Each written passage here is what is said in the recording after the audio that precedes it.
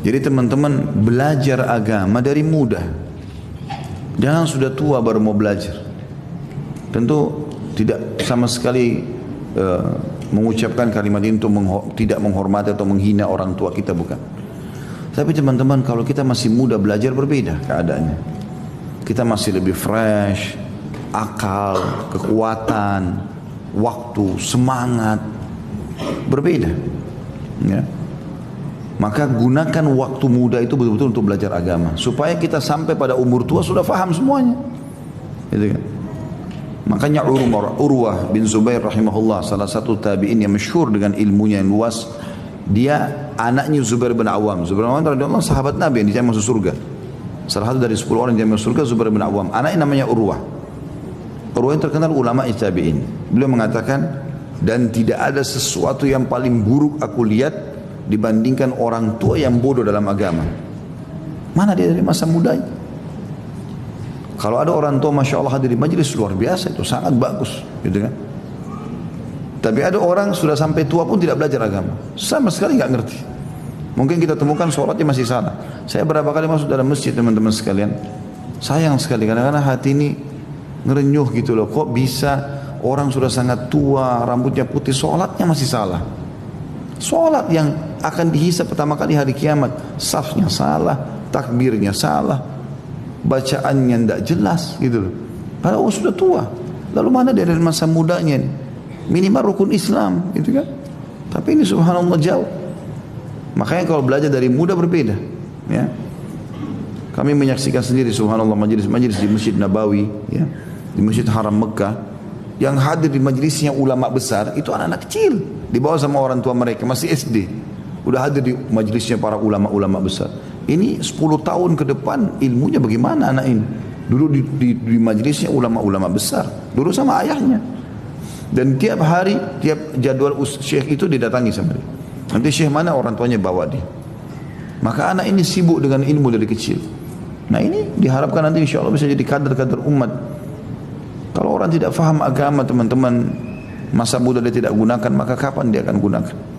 Sampai dalam pepatah bahasa Arab dikatakan, karena bagusnya masa muda itu, semangatnya, kekuatannya segala macam, maka mereka mengatakan laita syababu yaudu yauman. Coba seandainya masa muda itu bisa kembali satu hari saja, maksudnya untuk memperbaiki masa-masa yang ketinggalan dulu. Kita sayangkan sekarang penanaman anak muda di Indonesia ini, kalau masih muda nak, tidak apa-apa. Coba aja dulu, kan dulu ayah sama ibu juga begitu. Nggak apa-apa, coba rokok, coba mabuk-mabukan, pacaran. Nah, coba masa muda. Kalau mati, coba gimana? Iya, kalau mati gimana? Kan banyak yang tabrakan mati. Kena hukuman dia di neraka, bisa masuk di kuburan disiksa. Orang tuanya juga panen dosa.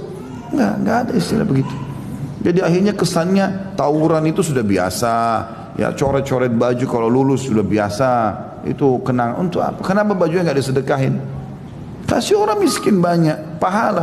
Coret-coret apa manfaatnya? Nggak perlu, gitu kan?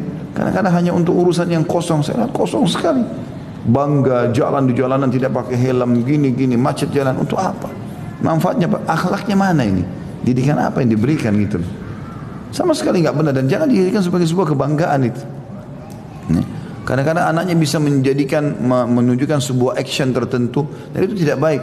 Misalnya maaf, jadi banci, atau buat lelucon, bohong, ya, ketawa tapi bohong, itu kan Nabi larang, nggak boleh kan?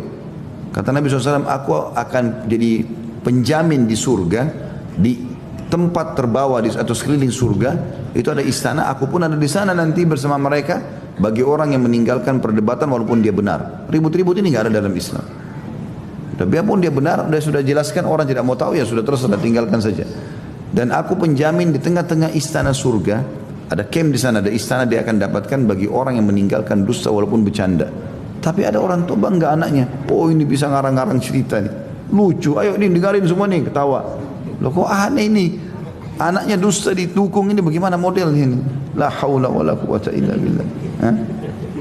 Jadi harusnya teman-teman malah masa muda itu diisi dengan hal yang baik. Ada yang lebih parah kadang-kadang, saya sangat tidak setuju dengan itu. Kalau ada yang hadir di majelis, laki-lakinya tampan, perempuannya cantik, dianggap aneh. Kenapa di sini ya? mestinya jadi artis. Loh saya mau tanya, memangnya di majelis harus orang jelek? Hah? Aneh benerin. Kenapa anakmu nggak jadi artis? La haula wala quwata illa. Kenapa nggak hafal Quran? Jadi imam masjid, ulama nggak boleh gagah, nggak boleh cantik. Aneh benerin. Justru yang Allah kasih ketampanan cantik itu digunakan dalam ketaatan. Hati anak untuk itu kan gitu. Ini enggak dialihkan kepada kemaksiatan. Kesannya ini buat maksiat deh. Yang soleh-soleh ini semua orang jelek-jelek aja. La haula wala quwata illa billah.